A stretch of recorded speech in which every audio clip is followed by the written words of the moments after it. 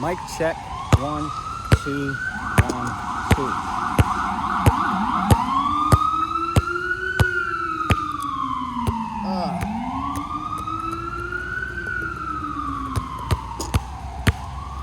All right. So,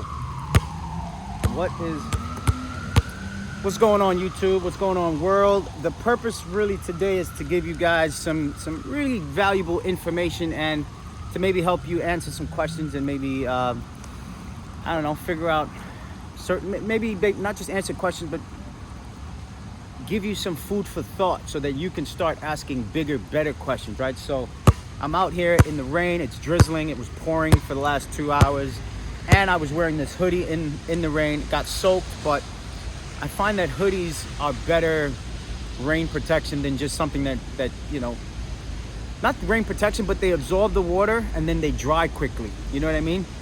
And that's why I'm here today with this AND1 HYDROGRIP basketball. It says moisture absorbing technology, and what I realize is that that's exactly what it does. You know, it's not that it repels the water like a straight rubber basketball would, but underneath the exterior surface is a layer. So the exterior surface absorbs the moisture, and then underneath there's a layer that repels the moisture. And if you, so my background as an architect, if you study architecture and study buildings and infrastructure, buildings are not waterproof by nature. They absorb water. Water is designed to go through the exterior wall cavities and membranes of every building you've ever seen or encountered, at least in the Western world, right? And then there are weep holes where the water is designed to drain out. So as I speak of this basketball, I think of architecture, and I think this is a great fabric or material that could be utilized on shoes, that could be utilized on skates, that could be utilized on outdoor wear, such as this hoodie, this sweater.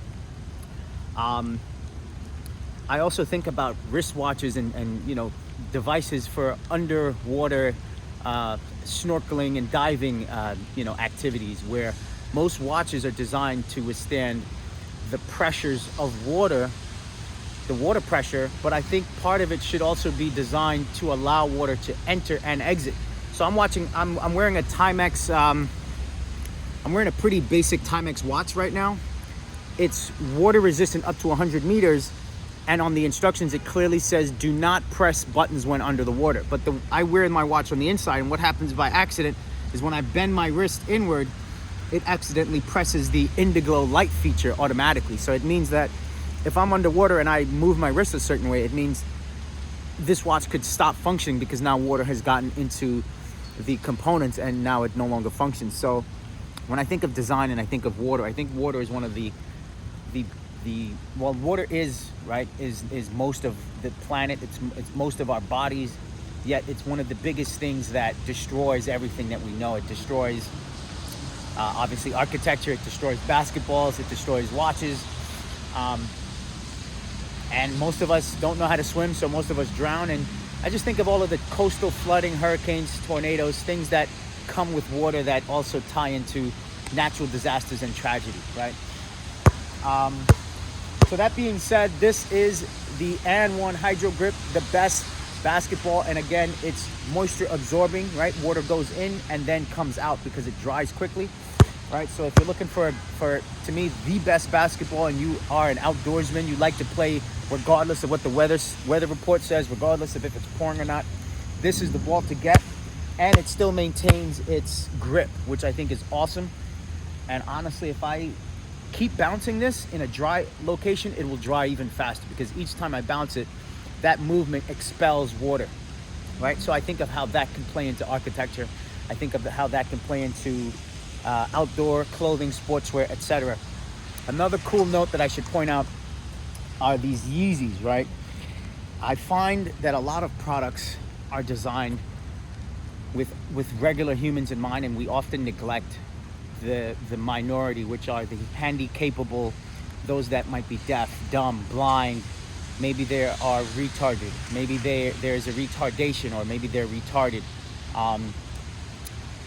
What else? Maybe you're injured and you only have access to one hand, or maybe you're missing a few fingers, or maybe your thumb is injured from a fireworks explosion back when you were a kid and you had an M80 and you thought you knew what you were doing, right? So I realize, and you might not get this if you have never been arrested, but I realize one of the reasons that the Yeezy brand to me is successful over the Jumpman Jordan brand is because I got arrested last December wearing the Yeezy 700s. Now the Yeezy 700s come with a lacing system in the front that you cannot undo, and they don't really function to tighten the shoe very well. But the police officers had to cut my lacings off, and when they cut the lacings, I realized I didn't need them for the shoe to function. And then I started watching everyone else in prison that all had Jordans where the lacings were removed and their shoes were falling off. Mind you, they don't give you back those lacings, especially if they cut them. So now you get out of jail and now you're walking around with Jordans or shoes or sneakers, boots, whatever, with no lacings. And a shoe that doesn't function without lacings, to me, is a shoe that's poorly designed. Or maybe it's not poorly designed, but it's designed to function with lacings, right? It's like having a car without tires. Without tires, that car won't function. So if you got a piece of footwear that won't function without lacings, it tells me that there's a design element that could be improved. And I think Yeezys has successfully dominated that market because majority of the Yeezy brand products don't need lacings to function. So I think that's a big key why they succeed. I also have a pair of AND1 Attack 2.0 basketball shoes that I love. And again, for me, it's not just the lacings, it's the fact that I can put them on and off with one hand, right? I don't need two hands to tie lacings or to tighten them up. And I think that's important for someone, let's say, who was born with one hand, or someone who broke their arm and still wants to go out and play with one hand, right? And I say that also to acknowledge the skate community, the aggressive inline roller skate community, the roller skate community.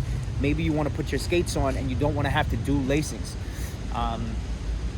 I really think lacings are a thing of the past, and they should be obsolete. I think it's just another gimmicky marketing thing that people don't realize is all about a bottom dollar, and it serves very little function to the overall aesthetic of the shoe. You know, I do believe some shoes are designed, some boots are designed where you have to lace them, and it allows for a certain level of customization, but I believe we could find a way around lacings and have a more utopian footwear society.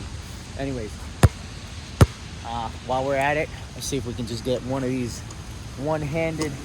My nickname back in Jamaica, Queens, where I grew up, around Brick City, which is like 177th Street and Liberty Avenue, Detective Keith L. Williams Playground was the park, right? My nickname back then that they all gave me was the One-Handed Bandit, because I was a hack.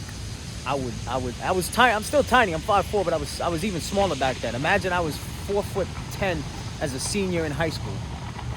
So imagine what I might have been. I don't know. I might have been 4 foot when I was a freshman in junior high school. So who knows? But the point is, the One-Handed Bandit came about because I would hack. I would shoot with one hand. I would dribble with both, but I was predominantly right-handed on the basketball court. So we're gonna see if we can get this first trial die. One-handed shizot. I don't know what y'all can see. Can y'all see this whole thing? Oh, y'all can see. Y'all can see. Dr. Sabe. Alright, that's first try. Let's see what we got here. Alright, I'm getting warmed up. Holding this too isn't that easy. Holding the camera and everything else. But we're gonna see what we got here. Look at that. Marvelous.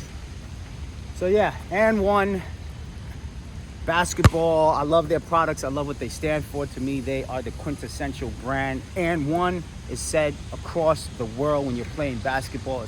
No one goes Jumpman. No one goes. I mean, people do say Jordan, right? When they're doing a move, Jordan. They also say Kobe on some Dave Chappelle shit. But to me, AND1 is a universal concept. I love the brand. But more than that, I love the concept and the lifestyle of what AND1 means. I love Yeezy and I love what he stands for. I don't give a fuck about the negative shit. I think in my book, he is a genius and a god. And that's about it. And this hoodie, if you're interested, is a rollerblade brand or an aggressive inline skate brand known as Razor Skates. So you can check them out as well, Razor Skate Co. I am a vendor for razors at the moment, so if you were interested in razor products and you wanted to purchase them, you could contact me, or you can get them from another shop until our shop is up and running. Peace, love, blessings.